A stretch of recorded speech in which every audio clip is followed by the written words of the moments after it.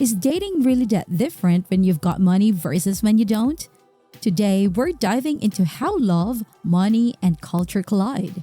From luxury date nights to family arranged matches and everything in between. We'll unpack what shapes relationships across rich and poor countries, what makes couples feel fulfilled, and what actually matters most when it comes to love. You might think you've seen it all, but this one digs deeper than the usual takes, so you'll want to catch every part. Let's kick things off by looking at something that quietly shapes how people date around the world: money. Ever wondered why dating looks flashy and fast paced in some places and calm and simple in others? It often comes down to how much people have left after paying for life's basics. When people in high income countries have extra money, called disposable income, they're more likely to spend it on entertainment, outings, or romantic getaways.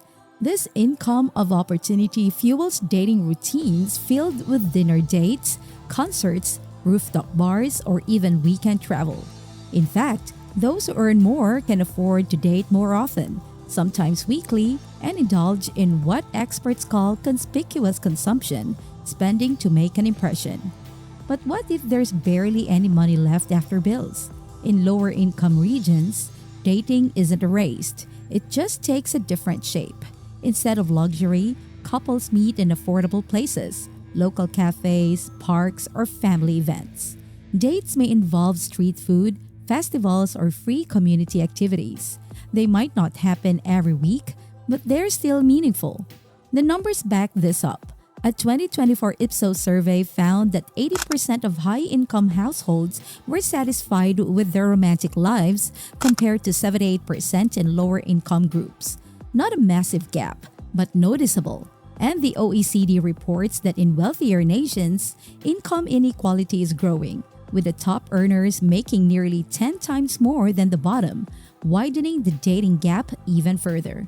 So how much does your wallet shape your love life? More than you think. After looking at how money shapes where and how people date, let's now shift to something just as powerful: culture. What's considered normal in one place might raise eyebrows in another. So how do traditions and tech blend or clash when it comes to love? In wealthier countries, online dating is the go-to. As of 2024, over 360 million people actively use dating apps, generating more than $6 billion in global revenue. These platforms aren't just tools, they're a whole lifestyle. Apps like Tinder, Bumble, and even exclusives like Raya give people a buffet of romantic options. Users get to choose based on hobbies, values, vibes, you name it. And it's not just Gen Z. Even boomers are swiping, showing how wide the digital net has spread.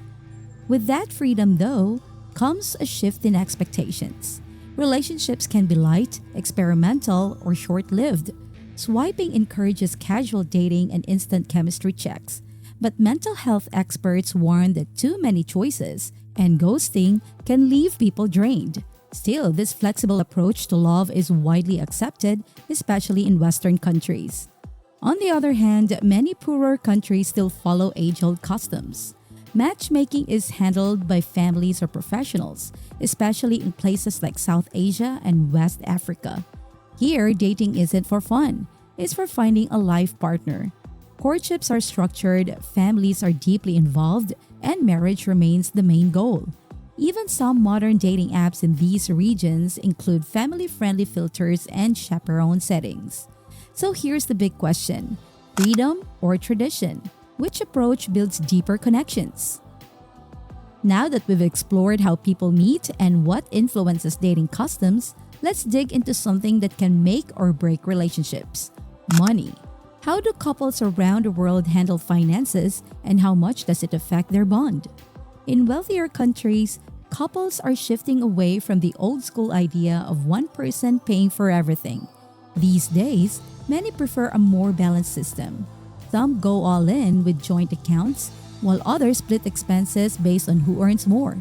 Tools like Splitwise and Honeydew help keep things fair and avoid awkward who owes who talks.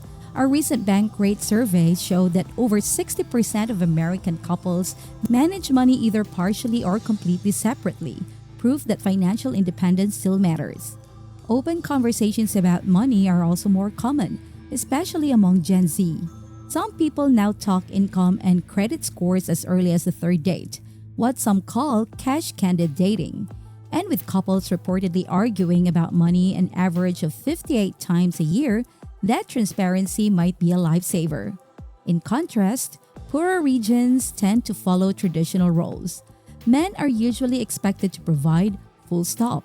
In fact, 71% of Americans still believe that being a good husband means being financially capable, an idea that holds even more weight in low-income or conservative areas.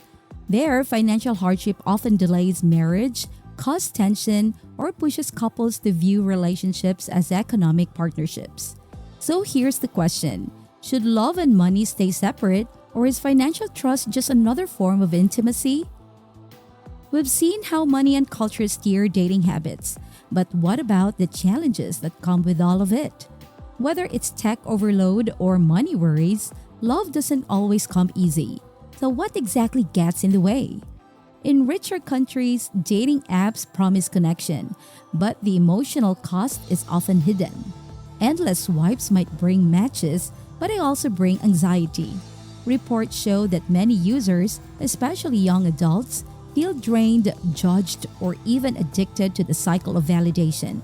Studies have linked dating apps to higher levels of stress, depression, and self-esteem issues compared to non-users.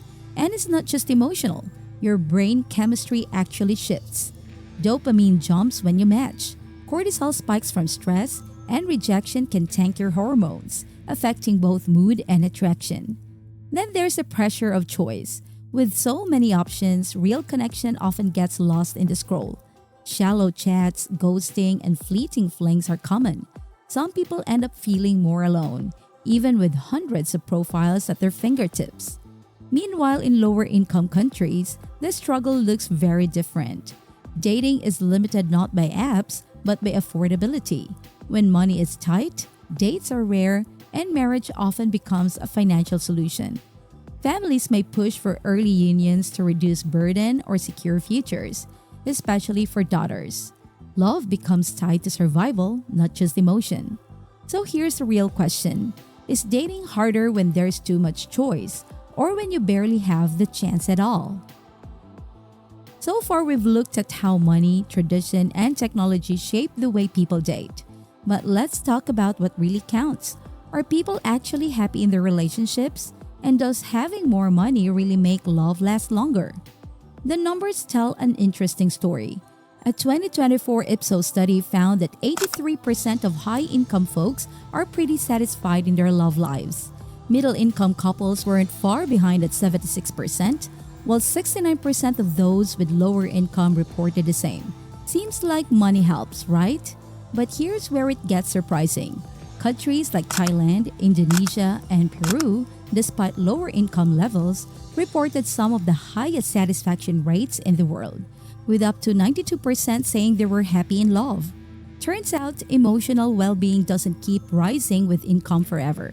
Studies show the sweet spot for money's impact on happiness is somewhere between $75,000 to $200,000 per year. After that, more money adds convenience, not emotional depth. In richer countries like the US, New Zealand, and the Netherlands, high relationship satisfaction reflects both financial comfort and emotional quality. But warmth wins out in the long run. A Harvard study found that deep relationships, not wealth or status, are the top predictors of life success. Meanwhile, in less wealthy places like the Philippines or Mexico, tight family bonds and strong community ties drive happiness. Couples there may not have much, but they often have each other. So maybe love isn't about your bank balance. It's about who's by your side when it really counts. So whether you're dating with a full wallet or just figuring things out week to week, one thing's clear: love adapts. It bends with culture, budget, and time, but the core remains the same: connection. But what happens when that connection crosses continents? Here's a wild stat. Nearly 1 in 8 relationships today start between people in different countries, thanks to apps, remote work, and global travel. But can love survive the time zones, cultural gaps, and visa stress? That's what we're unpacking next. You won't want to miss it.